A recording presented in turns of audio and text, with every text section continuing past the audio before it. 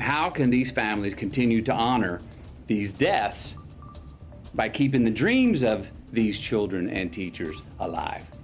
Again, how can the loss of these lives matter? Texas native Matthew McConaughey delivering an impassioned speech at a White House briefing, talking about those who died in Uvalde as lawmakers gather to come up with ways to prevent another tragedy. The January 6th Capitol breach. 2 more Houston area brothers are now facing charges in connection with the case. We are live at the federal courthouse downtown. A 16-year-old girl killed after her car plunged into Brays Bayou, being remembered by her classmates and family today. Hello, I'm Len Cannon. And good early evening to you. I'm Mia Gradney. We begin with the effort in Washington to tackle the epidemic of gun violence in this country.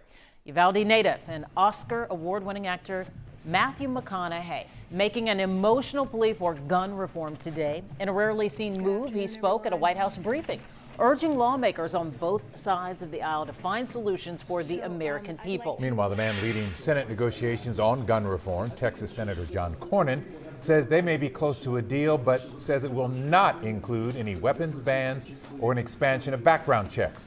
He is hoping to reach an agreement this week. All this comes as parents of victims and survivors of the mass shootings in Uvalde and Buffalo are set to testify before a House committee tomorrow.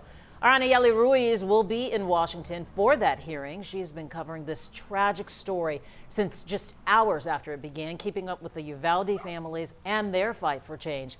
But now let's turn to Gerald Harris for the latest on the gun reform talks. Gerald. Yeah, with the national attention on guns and gun violence, there's hope that a deal will be struck sooner rather than later.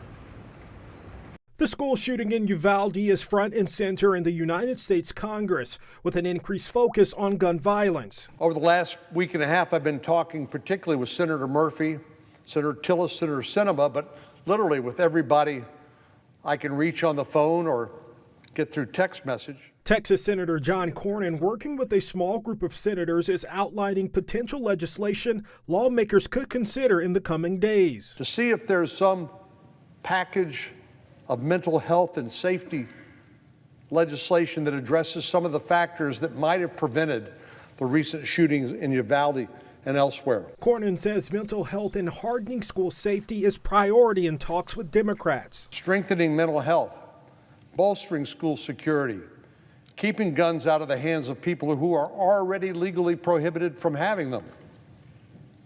I think a lot of our colleagues could get behind those provisions. Representative Al Green, a Houston Democrat, says he's cautiously optimistic that a deal can be reached. The passage of time without acting does not benefit our effort. It won't help us to reach our goals. So we've got to take advantage of this immediately.